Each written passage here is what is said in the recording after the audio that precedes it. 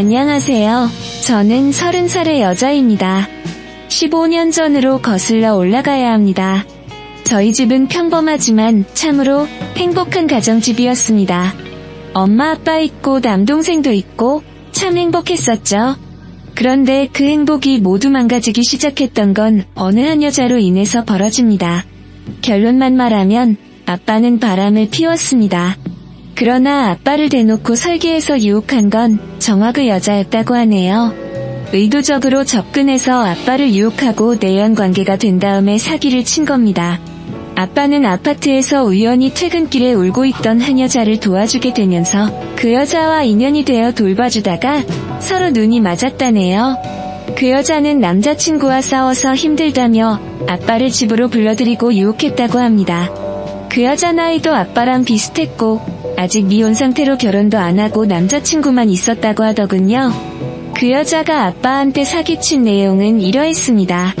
현재 입주가 곧 시작될 아파트가 분양가보다 2억이나 올랐는데 그걸 자신이 아파트 조합장이랑 친분이 두텁다고 강조하듯 말하며 제 아빠에게 분양가로 받을 수 있다고 꼬드겼던 것 같습니다.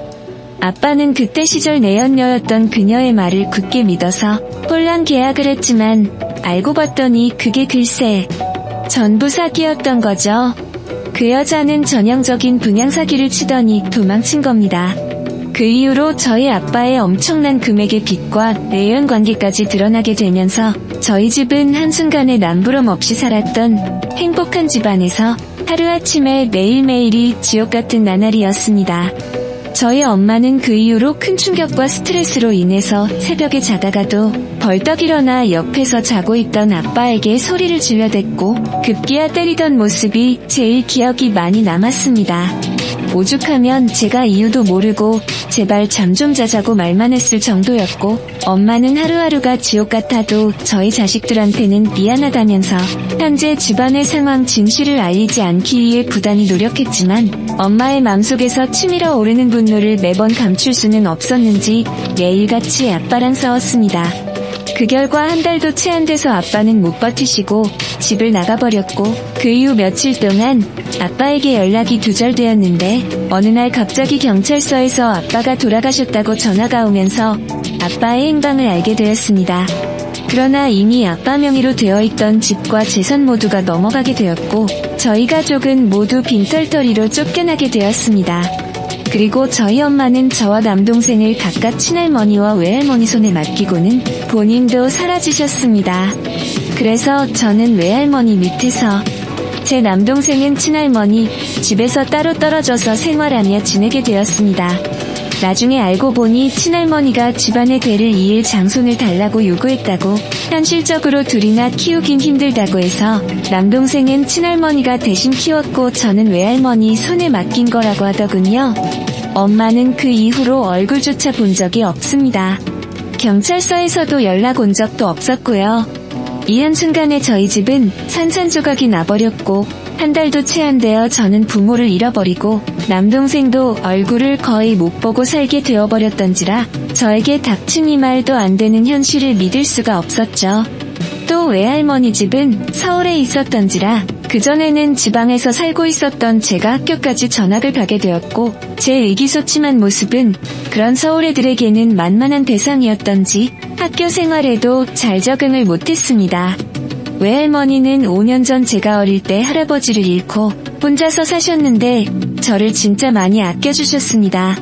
제가 학교 생활에 적응을 못할 때도 제가 하고 싶은 대로 하라며 나중에 대학만 잘 갈 수 있게 학교를 쉬어도 된다고 하시며 제 모든 생활을 진심으로 돌봐주셨습니다. 외할머니가 넉넉한 편은 아니셨지만 그래도 뒤늦게 식당을 나가서 일도 하시며 제 뒷바라지를 해주셨었죠. 고등학교에 입학하자마자 저는 학교를 자퇴하고 한동안 집에서 공부를 했고 17살 여름 시기쯤부터는 재수학원을 다니기 시작했습니다.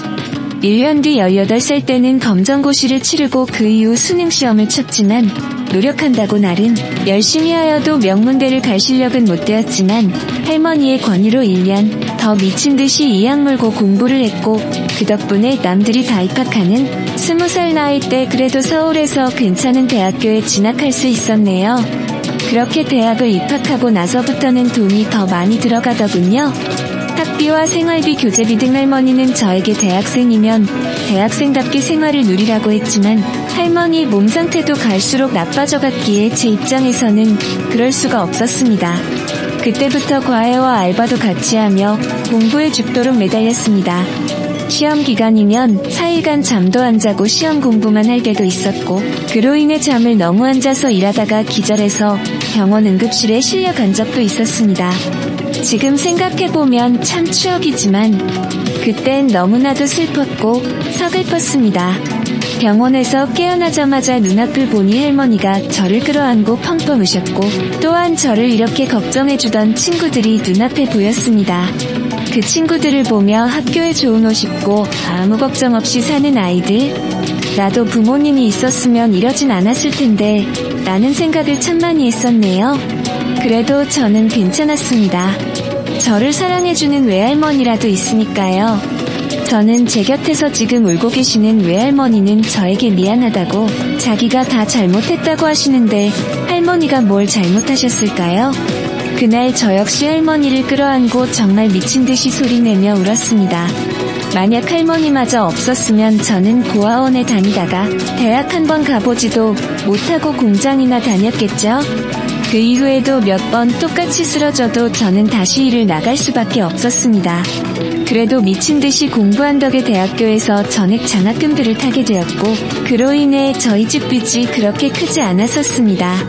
대학 다닐 때 제 별명은 악발이었죠. 여자 별명치곤 좋진 않지만 그만큼 저를 제대로 표현한 말도 없었다고 생각합니다. 남들 다 하는 연애 한번 못 해보고 남들 다 가는 MT 같은 것도 못 가보고, 사실 가보고는 싶었지만 처음에는 과외 수업 때문에 못 갔고 한 번을 안 가게 되니 계속 안 가게 되더라고요. 그런 힘든 시간을 보내고 4년 뒤에 대학교를 졸업해서 취직한 날, 저는 정말 너무너무 기뻤어요. 그날은 할머니의 손을 잡고 앞으로 효도는 내가 하겠다고 했습니다. 할머니 보고는 이제 식당 나가지 말라고 했죠. 근데 좋은 일이 있으면 나쁜 일도 있는 법이라더니 그때부터 남동생이 골치덩어리였습니다. 친할머니 댁에서 자란 남동생은 방황을 많이 했나 봅니다. 나쁜 친구들과 어울려서 사기도 치고 다니고 심지어 소년원도 갔다고 하더군요. 소년원을 다녀오고 나서도 여전히 정신 못 차리고 인터넷 중고 사이트를 통한 사기도 치고 해서 이번에는 합의금이 없다고 저에게 연락이 온 겁니다. 친할머니, 친할아버지도 더 이상 합의해줄 돈도 없고, 동생도 이제는 성인이 되어서 감옥을 가게 생겼다며 저에게 하소연하듯이 합의금 이야기를 하시는데, 저는 어쩔 수 없이 대출까지 받아서 도와줬으나 동생은 그 이후로도 사기를 치고 다녔습니다. 그때 진짜 세상이 절망스러웠어요.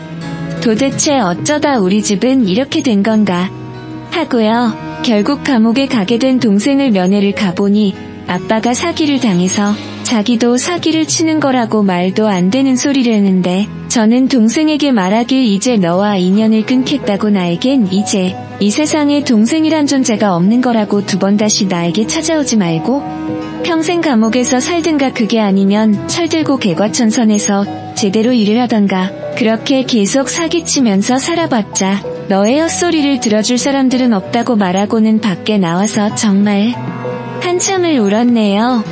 그 뒤에 또 엎친 데 덮친 격으로 제 엄마와 같은 외할머니가 노안으로 돌아가셨습니다.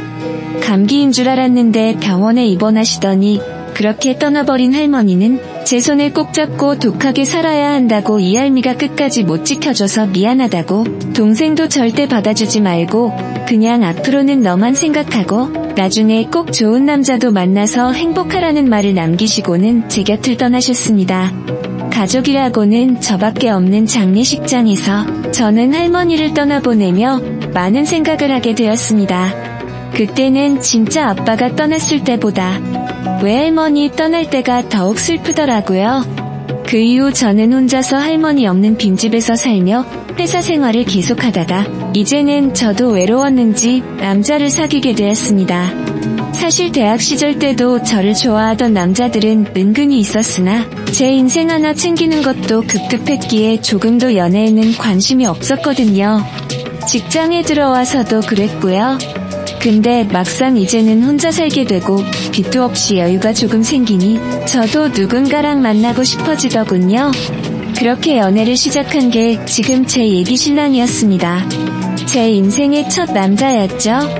그동안 어떻게 연애를 안 하고 살았는지 모를 정도로 전 이 남자에게 빠져들었고, 이 남자도 제가 자취하는 걸 알게 되고는 그때부터 저희 집을 드나들며 정말 부부처럼 지내게 되었습니다.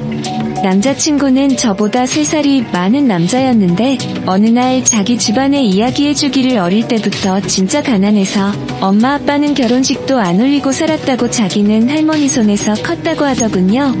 그리고 고등학생이 될 때까지 부모 얼굴도 거의 모르다시피 살았다고 1년에 한두 번 오면 한 달 있다 돈 벌러 간다 하고 그렇게 자기는 살았다고 그러다가 고등학생 3학년 때 부모가 이제 같이 살자고 했고 처음엔 엄마랑만 지내다가 나중에는 아빠까지 와서 돈 많이 벌었다며 집도 좋은 데다가 살고 해가 갈수록 더 잘 살고 부자처럼 지내기 시작했다고. 근데 자기는 지금도 어색하다고 진짜 1,000원짜리 하나 없어서 학창시절 때 매점 한 번 못 가던 자기였는데 막상 이제는 우리 집이 부자라고 해서 용돈을 줘도 잘 못 쓰겠고 그냥 학원비나 공과금 낼 때 걱정 안 해도 돼서 참 좋았다고 하더라고요. 실제로 남자친구는 돈을 허투루 쓰거나 허세 부리는 것도 없었습니다. 오히려 부모님한테 받는 돈을 모아서 대학 갈 때 자취방 보증금 마련하고 필요 이상 쓴 적도 없다고 하더군요. 전 중학생 이후론 부모가 없었는데 남자친구는 중학생 때부터 부모가 없다가 생겼다니 둘은 그렇게 서로의 과거 힘들었던 이야기를 하며 맘적으로 의지가 되었습니다. 저는 남자친구 집이 부자라고 하니 문득 걱정이 되어서 남자친구에게 말하길 나중에 만약 우리 결혼하게 되면 부모님이 극구 반대하시는 거 아니냐고 사실 지금 난 고하잖아 라고 말하니 남자친구는 저에게 걱정 말라며 사람이 좋으면 된 거지 라고 하더군요. 그렇게 차일피일 부모님께 인사드리러 가자는 걸 미루고 미루다 결국은 제 나이 30 남자친구 나이 33살이 되었고 결국에는 남자친구 집에서는 난리가 났습니다. 남자친구 집안의 부모님들은 아들인 남자친구에게 만나는 여자 없다는 식으로 압박이 들어와서 남자친구는 제 이야기를 선뜻 말을 하게 되었고 그 집에서는 우려한 것처럼 반대를 했었죠. 제가 부모도 없고 처가도 별 볼 일 없는 아이를 너가 뭐가 부족하다고 데려오냐며 말했지만 저 아니면 결혼은 누구와도 안 할 거라고 이미 부부처럼 3년을 넘게 살았다고 이 정말 좋은 아이라고 계속 설득해서 결국 남자친구 부모님들이 손을 들어버린 겁니다. 그렇게 처음 남자친구를 보러 간 날 저는 엄청 긴장하고 갔는데 예비 시어머니 얼굴을 딱 보게 된 순간 저는 망연자실할 수밖에 없었습니다.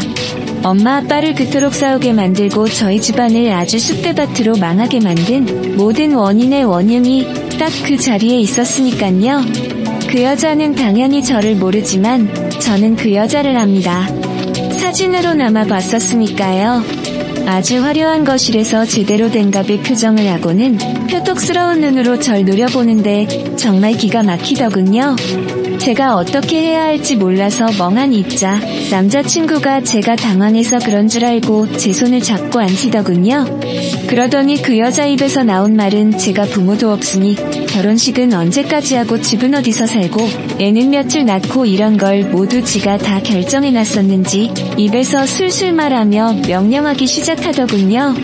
저에게 남자 하나 잘 물어서 결혼한다면서 세상 좋아졌다고 말하는데 저는 말없이 듣고만 있다고 뭔가 표현 못할 마음속 깊이 분노스런 욱함이 솟구쳐버렸고 바로 그 자리에서 일어나 결혼은 다시 생각 좀 해보겠다고 말씀드리고는 그냥 밖으로 나왔습니다. 뒤따라와서 왜 그러냐며 제 손을 잡는 남자친구도 뿌리쳤습니다. 남자친구는 영문도 모르고 저희 집을 찾아왔지만 저는 따라온 남자친구에게 진짜 미안한데 나도 너무 당황스러워서 말은 못하겠으니까 잠시만 생각 좀 정리하고 연락하겠다고 말하며 남자친구를 돌려보냈었죠. 저는 홀로 집에서 멍하니 생각했습니다. 분명히 저 예비시모가 우리 집을 파멸시킨 그 여자가 맞다고 한들 제가 할 수 있는 건 현실적으로 아무것도 없더군요. 이제는 공소시효 때문에 제가 법적으로 조치할 수 있는 것도 없었고 증거들도 오랜 시간이 지나 제가 증명할 수 있던 것도 없었습니다. 남자친구가 저한테 말해줬던 가족사를 떠올려보면 저희 아빠한테 접근할 때부터 남편이 있었고 애도 있었던 여자였던 거고 그동안 사기치고 다니다 돈을 모아서 돌아온 거였죠. 제가 어떻게 이 일을 처리해야 할지 고민하고 있을 때 예비시모는 그것도 모르고 어찌나 화가 났는지 저한테 문자로 온갖 막말들을 보내놨었고 저는 떨리는 마음으로 예비시모에게 전화를 걸어 저는 돌아가신 아빠 이름에 석자를 대며 당신이 파멸시킨 가족 기억나냐고 물었더니 정말 한참을 아무 말이 없다가 전화를 끊어버리더군요. 그리고 다음날 저한테 전화가 와서 만나자고 하더군요. 그러더니 돈 5천만 원을 현금으로 주며 이거 먹고 떨어지라고 하더군요. 그래서 이게 뭐냐고 말하였더니 예비시모는 저에게 말하길 뭐겠니? 너도 알다시피 내가 너희 아빠에게 사기친 죄는 이제 세월이 많이 흘러서 처벌 안 받는다고. 그리고 이왕 이렇게 된 거 어차피 너랑 우리 아들이 안 어울리니까 이 돈 받고 깔끔하게 헤어지라고 하더군요. 저는 그래서 당신 때문에 우리 집이 어떤 꼴이 났는데 지금 겨우 이깟돈 주면서 떨어지라고 말하는 거냐고. 내가 당신이 사기친 모든 사람들 싹 다 찾아다니면서 당신이 지금 어떻게 살고 있는지 똑똑히 말해줄 거라고 말하며 그 자리를 박차고 나가버렸습니다. 그 뒤로 그 사기꾼녀는 매일같이 저에게 연락와서 협박과 회유를 번갈아 하며 아빠한테 사기친 돈 다 돌려준다는 등 온갖 가문일설로 저를 설득하려 합니다. 결혼까지 할 뻔한 남자친구는 제가 연락을 하지 않고 계속 피하고 있으니 저랑 시모 사이에 무슨 큰 문제가 있냐고 물어보지만 제가 아직 대답을 안 하고 있습니다. 저는 정말 이 상황을 어떻게 처신하는 게 가장 현명한 행동일지 모르겠습니다. 정말 어떻게 해야 될까요? 안녕하세요.